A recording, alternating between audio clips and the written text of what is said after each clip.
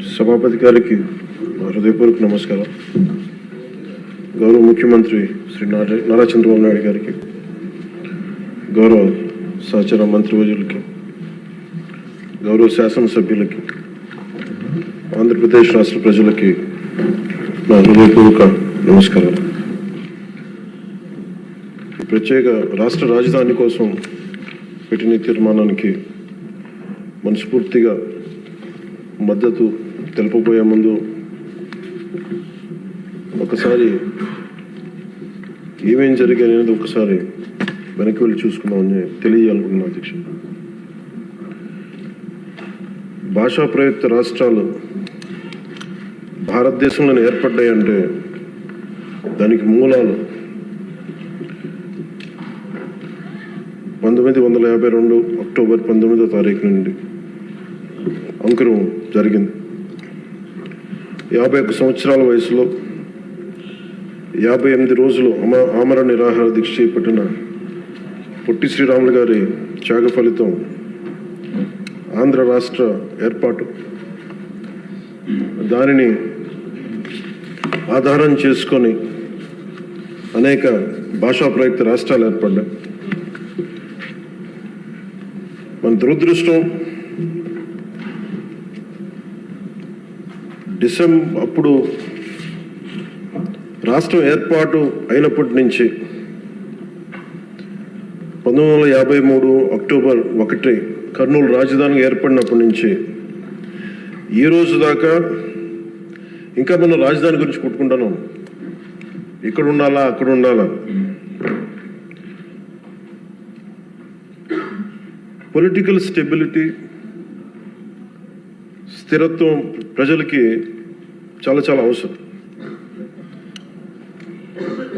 నేనే హైదరాబాద్కి రాబోయింది అధ్యక్ష. మేము చెన్నైలో ఉన్నాము, ఫిల్మ్ ఇండస్ట్రీ అక్కడ ఉండింది. మేమందరం ఏం నమ్మామంటే ఇది మా నేల, మా తెలుగు రాష్ట్రం, మా ఆంధ్ర రాష్ట్రం అని. అక్కడ సొంత ఇల్లుండి, మా అన్నయ్య గారికి కానీ అందరికీ సొంత ఇల్లుండి, అక్కడి నుంచి అందరం ఉన్నాయన్నీ వదిలేసి అమ్మేసుకొని హైదరాబాద్ వచ్చిన తర్వాత కారణాలు ఏవైనా కావచ్చు, కానీ ఇది నీ ఊరు కాదు, నీ రాష్ట్రం కాదు, మీరు ఇక్కడి నుంచి వెళ్ళిపో. పొలిటికల్గా వెళ్ళిపోవాలంటే ఇది కేవలం ఒక రాజకీయ నాయకుల వరకే గొడవ ఉంది, కేవలం శాసనసభ్యుల మధ్య గొడవ ఉంది అంటే అది వేరేగా చూసేవాళ్ళమే. కానీ సగటు ప్రతి ఆంధ్ర పౌరుడి మీద దాని ఫలితం, దాని ప్రభావం చూపించింది. నాకేమనిపించిందంటే, ప్రత్యేకించి చిన్నప్పటి నుంచి అందరం దేశం అంటే ఇష్టం, జాతీయ భావాలు, నేషనలిజం, ఈ భావాలతో పెరిగి భాష కానీ, కులం కానీ, మతం కానీ ఇవన్నీ మనకు చాయిస్ లేవు, ఇక్కడ పుట్టామనుకుంటాం. కానీ లోపల భావం అంతా జాతీయతే ఉండేది, జాతీయ భావాలే ఉండేవి అందరు. అలాంటిది ప్రాంతీయత, ఉప ప్రాంతీయత, రీజనలిజం, సబ్ రీజనలిజం తోటి మళ్ళీ ఇక్కడికి వచ్చేటప్పటికి నాకు గుండె లోతులోంచి ఉద్వేగం, ఆవేదన కలిగి జనసేన పార్టీని స్థాపించడం జరిగింది. అలాంటి సందర్భంలో తెలంగాణ అంటే ఇక్కడ ఉన్న లోకేష్ గారు కానీ, నాదెండ్ల మనోహర్ గారు కానీ, గౌరవ మంత్రివర్యులు, సహచర మంత్రివర్యులు ఇద్దరు కూడా తెలంగాణలో పుట్టి పెరిగినారు. వాళ్ళకి లోపల వాళ్ళు ఆంధ్రాకి వచ్చారు, కానీ వాళ్ళ గుండె లోపల నుంచి తెలంగాణను తీయలేం. ఇలా చాలామంది సభ్యులు ఉండొచ్చు ఇక్కడ. నేను మా నాన్నగారు నెల్లూరులో పనిచేసేవాళ్ళు కాబట్టి పుచ్చలపల్లి సుందరయ్య గారు లాంటి వాళ్ళు తెలంగాణ ఉద్యమానికి ఎలా పనిచేశారు, ఇవన్నీ మేము ఇప్పుడు చిన్నప్పుడు కథలుగా వింటూ ఉండేవాళ్ళం.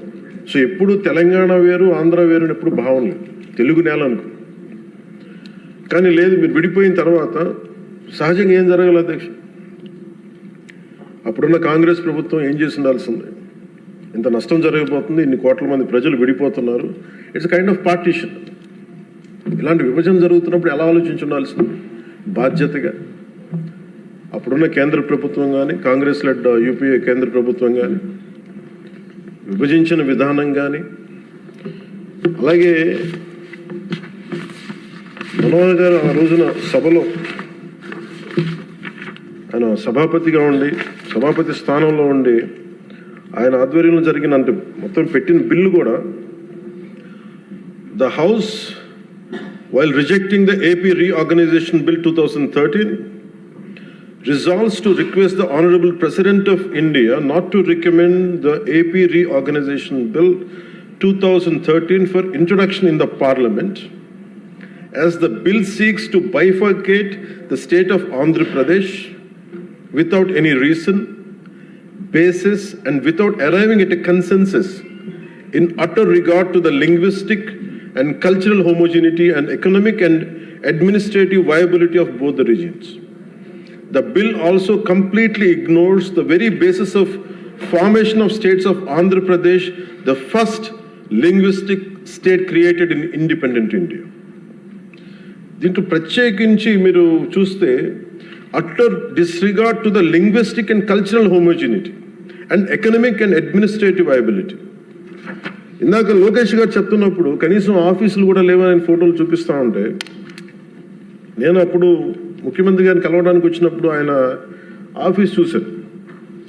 ఏదో ఇంజనీరింగ్ ఆఫీస్లో కూర్చొని ఆయన చేసే విధానం అంటే ఆయన క్వైట్ ఆప్టిమిస్ట్ కాబట్టి, ఆయన చాలా బలమైన ఆశావాది కాబట్టి, ఇక టెంట్ వేసుకుని మనం చేద్దాం, డెవలప్మెంట్ చేద్దామన్న ముందుకు తీసుకెళ్తా ఉన్నారు. ఇలాంటి సందర్భంలో దీనికి ఒకసారి ప్రజల దృష్టికి కూడా తీసుకురావాల్సింది. అసలు భాషా ప్రయుక్త రాష్ట్రాలు కనుక పొట్టి శ్రీరాములు గారి ద్వారా జరగకుండా కనుక ఉంటే ఏం జరిగి ఉండేదనంటే, ఇది మనందరికీ చాలా చాలా అవసరం. అధ్యక్ష తెలుసుకోవాల్సిన, ప్రజలు కూడా తెలుసుకోవాల్సిన అవసరం అందరికీ ఉంది. ఆంధ్రప్రదేశ్ రాష్ట్రం ఏర్పడకుండా కనుక ఉండుంటే భాషా ప్రాతిపాదికన తెలంగాణ ఈ రోజున మహారాష్ట్రలోని, తెలంగాణ పూర్తి తెలుగు రాష్ట్రం వెళ్ళేది కదా అధ్యక్ష. మహారాష్ట్రలోని నాందేడు, పర్బని, బీడ్, ప్రస్తుతం సంభాజీనగర్ అయిన ఔరంగాబాద్, ఉస్మానాబాద్ జిల్లాలో కొంత భాగం, కర్ణాటకలోని గుల్బర్గా, బీదర్, రాయచూరులో కొంత భాగం కలిసి ఉంది. 1956 అదే భాషా ప్రాతిపాదికన ఈరోజు కేరళ ఏర్పడింది అంటే, మద్రాస్ ప్రెసిడెన్సీ నుంచి మలబార్ జిల్లా, కాసర్గోడ్, ట్రావెన్కోర్, కొచ్చిన్తో కలిసి మళ్ళీ కేరళ రాష్ట్రం ఏర్పడింది. అలాగే ఈ రోజున మనం చెప్తున్న మైసూర్ దీని రాష్ట్రం, బళ్ళారి, కొల్లేగల్ తాలూకా, సౌత్ కెనరా కలిసి కన్నడ మాట్లాడే ప్రజలు కర్ణాటక రాష్ట్రం ఏర్పడింది. బాంబే ప్రావిన్స్, మహారాష్ట్ర, గుజరాత్ ప్రత్యేక రాష్ట్రాలుగా ఆవిర్భవించాయి. తర్వాత పంజాబ్, హర్యానా,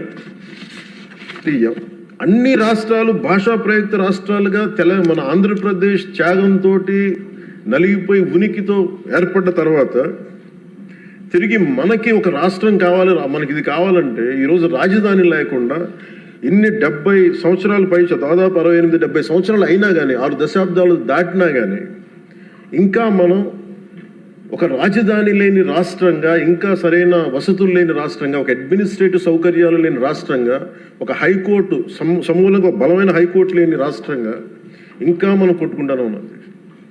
ఇది నిజంగా చాలా ఆవేదన కలిగించేది, చాలా బాధ కలిగించేది.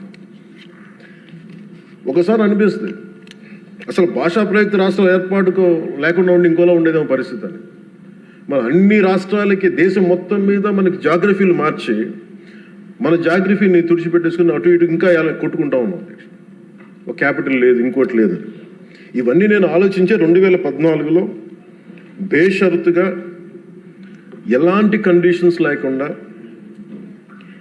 ఒకేసారి కూర్చొని నేను ఎందుకు చంద్రబాబు నాయుడు గారి నాయకత్వం తెలుగుదేశంకి మద్దతు పలికానంటే, ఇది నా దేశం మీద ఉన్న ప్రేమ, నా ఆంధ్రప్రదేశ్ నేల మీద ఉన్న గౌరవం.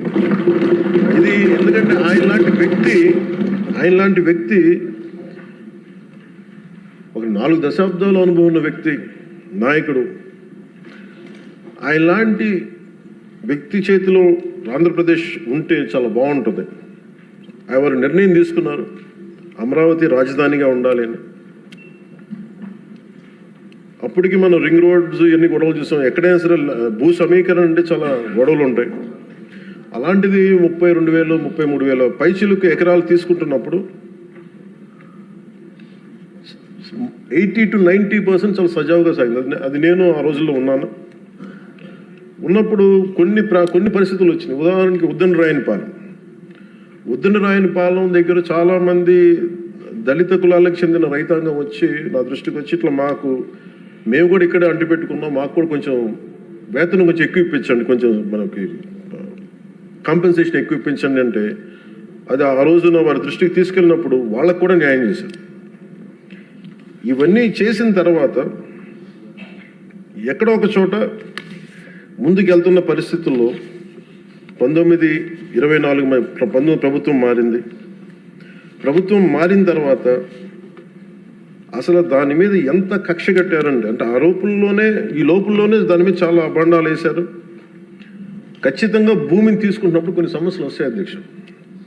అయిష్టతో ఉన్నవాళ్ళు ఉంటారు, మొత్తం 100% సంతోషంగా ఎవరు, కానీ మెజారిటీ ప్రజలు మట్టుకు ఇష్టాపూర్వకంగా ఇచ్చారు.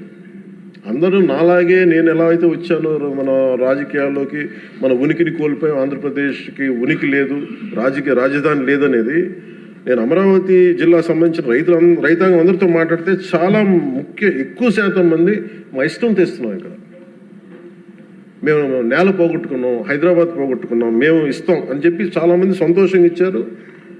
ఇందాక కేశవ్ గారు చెప్పినట్టుగా ల్యాండ్ తీసుకోవాలంటే గొడవలు వస్తాయి. అలాంటిది 30,000 పైన ఎకరాలు తీసుకుంటున్నప్పుడు ఎక్కడా కూడా ఎలాంటి ఇబ్బంది లేకుండా, గొడవలు లేకుండా, కేవలం సామరస్యపూర్వకమైన చర్చల ద్వారా అంటే ఓన్లీ ఆ చర్చలు కూడా దేనికి సంబంధించి మాకు ఎంత కాంపెన్సేషన్ ఉంటే మాకు ఎటువంటి దానివల్ల గౌరవ మంత్రి నారాయణ గారి ఆధ్వర్యంలో చాలా సానుకూలంగా సాగింది. పరిస్థితులు ఏమైనప్పటికీ 1924 మధ్యలో ప్రభుత్వం రాలేకపోయింది, ఆ రోజునున్న ఆ ప్రభుత్వం రాలేకపోయింది. వచ్చినప్పటి నుంచి అసలు ఎలాంటి గొడవలు జరిగినాయి అంటానికి చాలా మీకు ఎంత బాధ కలిగించే అంశాలంటే ఇంట్లో నుంచి బయటికి రాని ఆడవారు అసలు బయటికి రావాలంటే ఆలోచించేవాళ్ళు.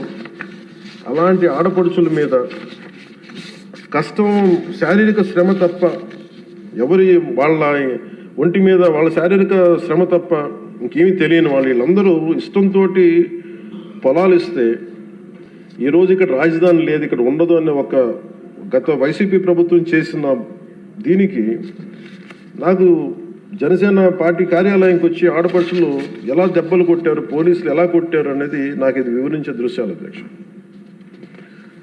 అలాగే ఎలాగ వీళ్ళని వచ్చి ఎన్ని రకాల కష్టాలతో ఉన్నాం, మాకు ఏం చేస్తున్నారు అనేది మా జనసేన పార్టీ ఆఫీస్ దృష్టికి తీసుకొచ్చారు. ఆవిడకి ఇక్కడ చూస్తే మీకు ఆవిడ ఎలా కొట్టారు పోలీసులు అనేది ఆవిడ ఏడుస్తుంది. నేను ఇంట్లో నుంచి ఎప్పుడు బయటికి రాలేను, నా బిడ్డల భవిష్యత్తు కోసం ఇస్తే నన్ను ఎలాంతా దారుణంగా కొట్టారు చూడండి అని చెప్పి మేము చెప్పుకోలేకపోతున్నాం, మేము కూర్చోబెట్టి ఎక్కడెక్కడ కొట్టారు మీకు చెప్పలేకపోతున్నాం అనేది ఆవిడ చాలా హృదయ విదారకంగా చెప్తుంది.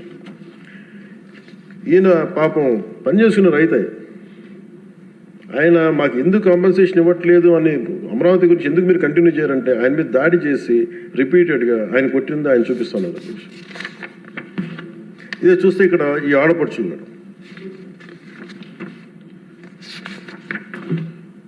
నేను వీళ్ళకి మద్దతుగా వెళ్తే అధ్యక్ష మొత్తం ముళ్ళ కంచెలేసి కూర్చోబెట్టి పోలీసులతో. ఈరోజు చూస్తున్న అమరావతి కానీ ఈరోజు చూస్తున్న ప్రాంతం కాదు, ఒక యుద్ధ వాతావరణం ఉండేది, గుబులు వాతావరణం ఉండేది. చట్టసభల్లోనే ఇందాక లోకేష్ గారు చెప్తున్నట్టుగా చట్టసభలోనే దాడులు చేసే పరిస్థితిలో ఉన్నప్పుడు ఇంకా బయట శాసనసభ్యులకే రక్షణ లేనప్పుడు, ప్రతిపక్ష నాయకులుగా ఉన్న చంద్రబాబు గారికి రక్షణ లేనప్పుడు ఇంకా సగటు రైతుకి ఏ రక్షణ ఉంటుందో మీరు ఊహించుకోగలరు. అలాంటిది మేము కూర్చోబెట్టి బయటకు వస్తే అధ్యక్ష మొత్తం ముళ్ళ కంచెలు వేసి మమ్మల్ని ఇక్కడ కూర్చోబెట్టి మీరు 15 నిమిషాలు కూర్చుంటే వెళ్ళిపోతామంటే ఇంకా నాకు విసుగొచ్చి గొడవ పెట్టుకొని మీరు వదిలితే వదలండి, లేదంటే మీరు కంచెల నుంచి ఒళ్ళు చిరిగిపోయినా ముందుకు వెళ్తామని చెప్పి ఆ పొలాల మధ్యలో నుంచి వెళ్తే అప్పుడు కూర్చోబెట్టి గొడవ పెట్టుకుంటే పోలీసులు వెళ్తే వాళ్ళందరూ చెప్పుకున్న బాధ అధ్యక్ష, వాళ్ళ ఏడుపుల అధ్యక్ష, పాపం ఈ రైతులు కన్నీళ్ళు చాలా ఇవన్నీ ఆవేదన కలిగించింది. ఈ అబ్బాయి అయితే ప్రత్యేకించి నోటి మాట కూడా రాదు అధ్యక్ష. ఈ అబ్బాయికి బాధ ఎలా కొట్టారో కూడా అబ్బాయి చెప్పలు. ఈ అబ్బాయి వీళ్ళందరూ కూడా దళిత కులాలకు చెందిన కులాలు అధ్యక్ష. ఈ అబ్బాయికి మాట కూడా రాదు, ఏడుస్తా ఏం చెప్పాలో తెలియట్లా, భాష లేదు ఆ భావానికి, ఆ ఏడుపుకి, ఆ వేదనకి భాష లేదు. ఆ సైగలతోటి ఆ రాడి వచ్చిన ఒక మోగ గొంతుతోటి మాట్లాడుతుంటే నా గుండె కరిగిపోయింది. రైతాంగం అందరూ వచ్చి మమ్మల్ని రిపీటెడ్గా మాకు హెల్ప్ చేయండి, మీరు నిలబడాలంటే ఇవన్నీ కూడా అప్పుడు మేము అలయన్స్లో ఉన్న భారతీయ జనతా పార్టీ కేంద్ర నాయకత్వం దృష్టికి తీసుకెళ్ళి ఆ రోజున జనసేన పార్టీ నుంచి చాలా బలంగా నిర్ణయం తీసుకున్నాం. ఆంధ్రప్రదేశ్కి ఉండేది ఒకే ఒక రాజధాని, అది అమరావతి అవుతుంది. అది మేము చాలా క్లియర్ కట్గా మేము చాలా బలంగా తీసుకున్నాం అధ్యక్షుడు.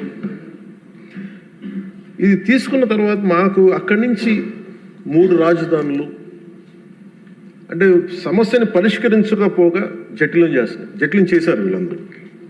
మేము అలయన్స్కి ప్రత్యేకించి మేము పెట్టుకుంది ఆంధ్రప్రదేశ్కి ఒకటే ఏక రాజధాని ఉంటుంది, దాన్ని ముందుకు తీసుకెళ్తాం. అదే కమిట్మెంట్తో వచ్చాం అధ్యక్ష. ప్రజలు దాన్ని అర్థం చేసుకున్నారు. మనస్ఫూర్తిగా దీనికి 164 సభ్యులతోటి ఎన్డీఏ కూటమిని గెలిపించారు. ఈ రోజున మేము ఆ మాట నిలబెట్టుకునే భాగంలో ఒక బలమైన అడుగు పాదముద్ర పడింది అధ్యక్ష. ఇది చట్టసభల్లో ఇచ్చే మాట జస్ట్ ఒక సింపుల్ ప్రామిస్ కాదు, ఏదో చేస్తాం అలా కాదు.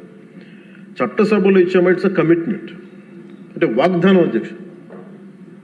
ఏదో ఇచ్చాం కదా మాట అలా కదా, ఇది వాగ్దానం అనే పదమే వాడతాం.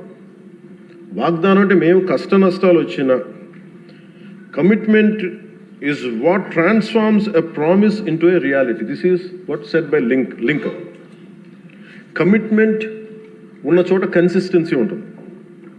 అందుకే మేము ఈ రోజున ఎన్డీఏ కూటమి ప్రభుత్వం చంద్రబాబు గారి నాయకత్వంలో we're committing, we have committed, we will make sure this is only going to be the capital of state of Andhra Pradesh.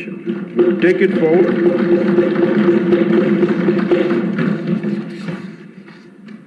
ఎందుకంటే మా ఇంటెంట్ చాలా చాలా క్లియర్గా ఉంది. It's not a simple intent, it's a commitment అధ్యక్ష. ఇదే మేము మాటగా, ఇది మన చట్టసభలో ఇచ్చే మాట. ఒకసారి ఇది కూడా మీకు పటేల్ గారి మాటలు గుర్తు చేస్తాను. 600 పైచిలకు మన చిన్న చిన్న రాజ్యాలన్నీ కలిసి, ప్రిన్స్లీ స్టేట్స్ అన్ని కలిపి ఇండియన్ యూనియన్గా పెట్టినప్పుడు ప్రైవీపర్స్ పెడతాం, మీకు అందరికి ఇస్తాం అనేది, రాజభరణం ఇస్తామని చెప్పిన తర్వాత ఆయన అయిపోయిన 2 రోజులకి చెప్పి అప్పుడు రాజభరణం ఎందుకు వాళ్ళని మాట్లాడుతుంటే, మన చట్టసభలో ఇచ్చిన మాట మనం ముందుకు తీసుకెళ్ళకపోతే ఈ చట్టసభల మీద విశ్వాసం ఉండదు. అది రాజభరణం తీసేసిన తర్వాత కూడా దాని ముందే ఆయన చెప్పారు, రాజభరణం వీళ్ళు తీసేసే మైండ్ సెట్లో ఉన్నారని ఆయనకి అర్థమైంది అనుకుంటే ఆ కాంటెక్స్లో చెప్పారు అధ్యక్షుడు. అలాగా మేము this should be a commitment. ఇందాక లోకేష్ గారు చెప్తా, ప్రతి ఒక్కరికి ఇదే భయం ఉంది, మళ్ళీ రేపు పొద్దున వీళ్ళు వస్తే ఏం చేస్తారని. ఏమీ చేయలేరు, రారు, ఏమి చేయలేరు. దానికి ప్రతి పెట్టుబడి పెట్టేవాడు, భూమి ఇచ్చిన ప్రతి రైతు, సెంటు భూమి ఇచ్చిన రైతు దగ్గర నుంచి 1,00,000 కోట్లు పెట్టిన మన లక్ష్మీ గారి దాకా ప్రతి ఒక్కరు ఏమడుతుంది, they need stabilities. We have to commit ourselves. We will give stability for the 5 crore people of Andhra Pradesh. Through that we stabilise our country Bharat. ఇది కనుక మనం నిలబడకపోతే మనందరికీ భిన్నమైన అంశాల్లో కొంత తేడాలు ఉండొచ్చేమో, అభిప్రాయ భేదాలు ఉండొచ్చేమో, పాలసీ ఎలా కాకుండా ఎలా చేయొచ్చేమో అభిప్రాయ భేదాలు వస్తాయేమో, రావచ్చేమో నాకు తెలియదు. ఇప్పుడు దాకా రాలే, సంతోషం. రాకూడదని నేను కోరుకుంటున్నాను ఖచ్చితంగా. కానీ ఏది ఏమైనప్పటికీ భవిష్యత్తులో మటుకు మనందరం ఒకటే మాట మీద అమరావతి రైతాంగానికి కట్టుబడి ఉండాలి, నిలబడాలి. This is my commitment. This is what our commitment from Janasena party to our trusted honourable CM గారు శ్రీ నారా చంద్రబాబు నాయుడు గారికి. మనస్ఫూర్తి ఇస్ అవర్ కమిట్మెంట్. మేము ఎక్కడికి దీన్ని మాట మార్చం, దీన్ని ముందుకు తీసుకెళ్తాం. దీనికి ఎంత డబ్బులు పెట్టాం, ఎంత డబ్బులు వస్తుంది, వీటన్నిటికంటే కూడా విసిగిపోయారు. 1953 నుంచి ఈ రోజు దాకా ఒకళ్ళేమో అటు బొమ్మన్నారు, ఇంకొకళ్ళు ఇటు బొమ్మ లేదు, మళ్ళీ ఇటు బొమ్మ అన్నారు. ఎవరి త్యాగాల మీద అందరికీ భాషా ప్రయుక్త రాష్ట్రాలు వచ్చినాయో, భాషా ప్రయుక్తతో నాందికి పలికిన ఆంధ్రప్రదేశ్కి ఈరోజు ఇంకా మనం కొట్టుమిట్లాడుతూ ఉన్నాం. ఇంకా సెంట్రల్ దగ్గరికి వెళ్ళి దేహాన్ని అడగాల్సి వస్తుంది. మాకు ఇవి ఇవ్వండి, మాకు ఆఫీసులు ఇవ్వండి, లేదా ఇందాక మీరు చెప్పిన ఆ షెడ్యూల్స్ రావాల్సిన ఆఫీసులు కానీ ఇంకా రావాల్సిన ఏమి రాలేదు. ఇంకా అడగాలంటే మన గొంతు చాలా బలంగా ఉన్నాం. సబ్ రీజనలిజం అనే యాటిట్యూడ్ తీసేయాలి మన దగ్గర. మీరు ఉత్తరాంధ్ర, మీరు రాయలసీమ, ఏంటి రాయలసీమ, ఏంటి ఉత్తరాంధ్ర, ఏంటి గోదావరి జిల్లాలో అన్నీ కలిపి ఆంధ్ర కాదా? అందరూ మాట్లాడి తెలుగు వాళ్ళం కాదా? అసలు తెలుగు జాతి ఐక్యతగా మనం మాట్లాడుకున్న మైండ్ సెట్ నుంచి నిజంగా బాధ ఏంటంటే మన ఆంధ్ర కన్ఫైన్ అవ్వాల్సి వచ్చింది. ఫైన్, భావంలో తెలుగు జాతి ఉంది కానీ గుండెల్లో ఓకే, మన reality is Andhra. Okay, let us accept Andhra. మళ్ళీ దీంట్లో కూడా ఇందాక మీరు చెప్తున్నారు, లోకేష్ గారు చెప్తామంటే మీ ఉత్తరాంధ్రకి అవసరం లేదా అంటే, ఇంకా మనలో కూడా మనకి సబ్ రీజన్స్ పెట్టుకుంటే ఈ రాష్ట్రానికి ఎవరు రక్షించలేడు. మన ఎంతమంది ఉండి మీరందరూ చదువుకున్న వాళ్ళు, అద్భుతమైన ఏమంటారు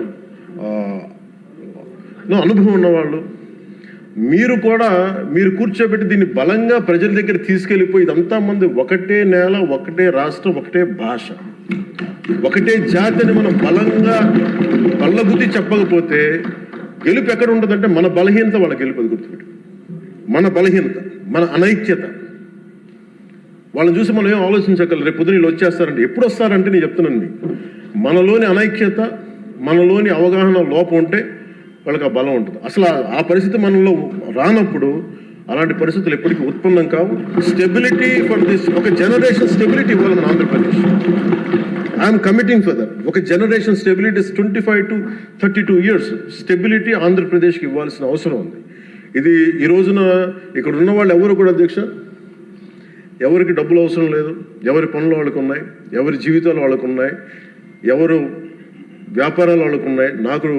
నా ఫిల్మ్ యాక్టింగ్ కెరీర్ ఉంది, నాకు ఇవన్నీ నాకు దీంట్లో నాకు లబ్ధి పొందేది నాకేం అవసరం లేదు. కానీ నా భవిష్యత్తు ఒక్కసారి స్టెబిలైజ్ అయిన తర్వాత మేము తెలంగాణ నుంచి తిరిగి ఇది మీకు సంబంధం లేదని అనుకున్నప్పుడు ఈ బాధ ఇంకెవరికి రాకూడదని అనుకున్నాం అధ్యక్ష.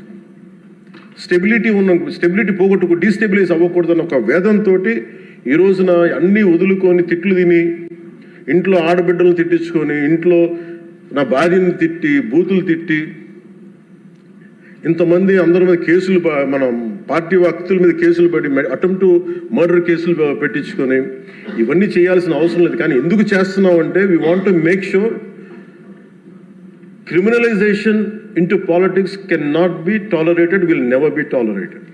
మీ చట్టసభల్లోనే కూర్చొని మేము దాడులు చేస్తాం, ఇష్టారాజ్యంగా కొడతామంటే మేము కూర్చోబెట్టి కామ్గా ఉండే వ్యక్తులు అయితే కాదు. మనందరం ఇవ్వాల్సింది కూడా చాలా బలంగా, we're here to give solid stability for Andhra Pradesh. తద్వారా పెట్టుబడులు చాలా బలంగా వస్తాయి.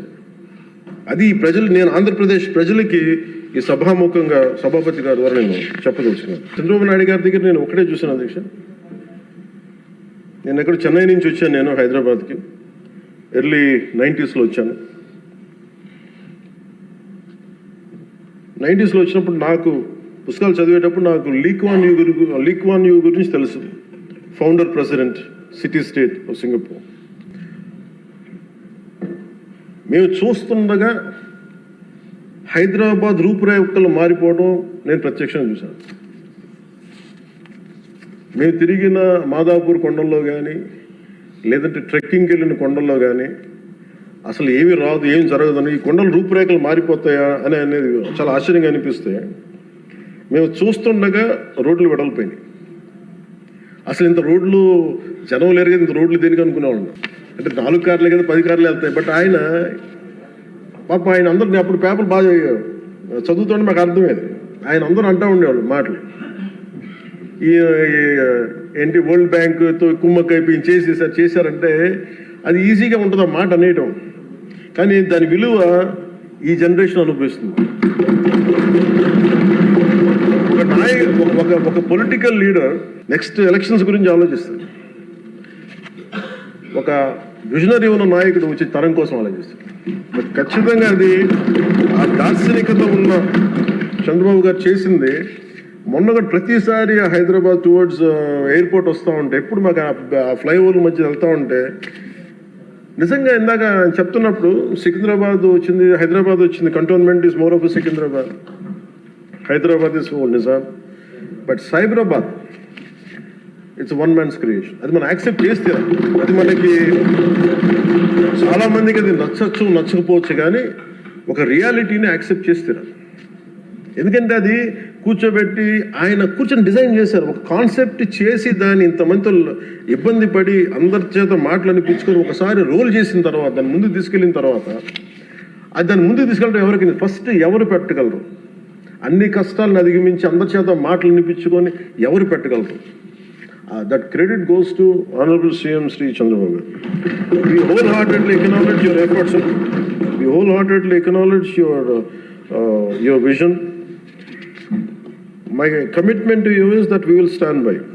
మీరు అక్కడ హైదరాబాద్కి ఎంత కమిటెడ్గా చేశారో ఈ రోజున పెట్టుబడులు వస్తుంటే మన అమిత్ షా గారితో గౌరవ హోంమంత్రి అమిత్ షా గారితో మాట్లాడుతున్నాం మన మధ్య ఢిల్లీ వెళ్ళినప్పుడు. ఆంధ్రప్రదేశ్ చాలా చాలా రాష్ట్రం దేశంలోని అన్ని రాష్ట్రాల కంటే కూడా ఎక్కువ పెట్టుబడులను ఆకర్షిస్తుంది. దీని ఫలితాలు మీరు ఇంకొద్ది ఇప్పుడు కనిపించకపోయినా కానీ భవిష్యత్తులో మీకు చాలా అద్భుతమైన స్టేట్ కింద వస్తుంది అని చెప్పి మన అందరికీ మనస్ఫూర్తి వారి అభినందనలు తెలుసు. అలాగే ఈ రోజున కూటమి ప్రభుత్వం అధికారంలోకి వచ్చిన వెంటనే అమరావతి రైతులకు ఇచ్చిన మాట నిలబెట్టుకుంటూ రాజధాని నిర్మాణ ప్రక్రియను పునఃప్రారంభించాం.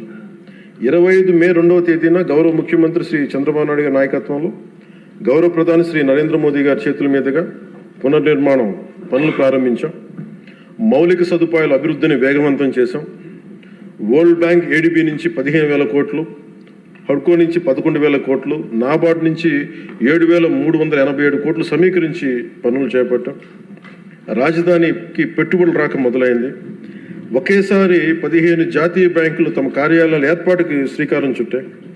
మరో 28,000 కోట్ల పెట్టుబడులు వచ్చాయి. అమరావతి ఒక సాధారణ రాజధాని కాదు, ఇది ఒక ప్రజా రాజధాని, ప్రపంచ శక్తిగా రూపుదిద్దుకున్న రాజధాని. అమరావతి ఆంధ్రప్రదేశ్ రాష్ట్ర శాశ్వత రాజధాని. ఈ మేరకు అసెంబ్లీ సాక్షిగా ప్రభుత్వం శ్రీ నారా చంద్రబాబు నాయుడు గారు ప్రవేశపెట్టిన తీర్మానానికి జనసేన పార్టీ తరఫున మనస వాచ కర్మణ సంపూర్ణ మద్దతు తెలియజేస్తున్నాం.